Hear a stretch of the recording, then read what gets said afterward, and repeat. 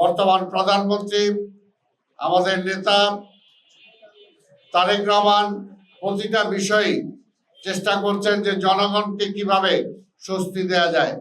কিন্তু আমরা পাশাপাশি দেখছি মাত্র 2 মাসও হয় নাই সরকারের বিভিন্নভাবে সরকারকে অপদস্থ করার জন্য আজকে যারা বিরোধী দল আছে তারা চেষ্টা করছে। আমরা বলবো যে কোনো কিছু পাইতে হইলেও তো একটু সময় লাগে। আপনারা দেখেন যে বিএনপি সরকার আজকে জনগণের জন্য কল্যাণমূলক কাজ করছে কিনা।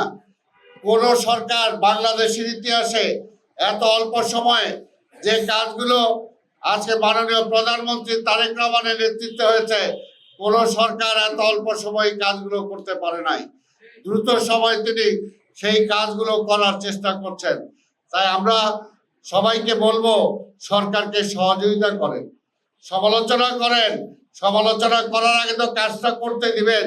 এখনো কাজ শুরুই হলো না পুরোপুরি, এখনই সমালোচনা শুরু করেছেন। তাই আমরা বলবো যে আজকে গণতন্ত্রটা দীর্ঘ 17 বছর পরে অন্তত গণতন্ত্রটা ফিরে আসছে। এই সময় গণতন্ত্রটাকে আবার ব্যাহত করেন না আপনারা। গণতান্ত্রিক ধারাটা যদি অব্যাহত থাকে তাহলেই সব ঠিক হয়ে যাবে। আর সব কিছুই আজকে এই সরকারই ঠিক করে ফেলবে এইটা ভাবাটাও ভুল।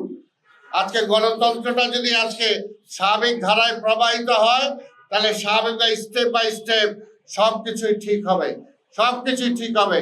কিন্তু 2 মাসের মাথায় সরকারকে যদি বলেন সবকিছু ঠিক করে ফেলতে, এটা কি আলাদিনে আশ্চর্য প্রদীপ তার হাতে আছে নাকি যে ঘষা দিলেই সব ঠিক হয়ে যাবে?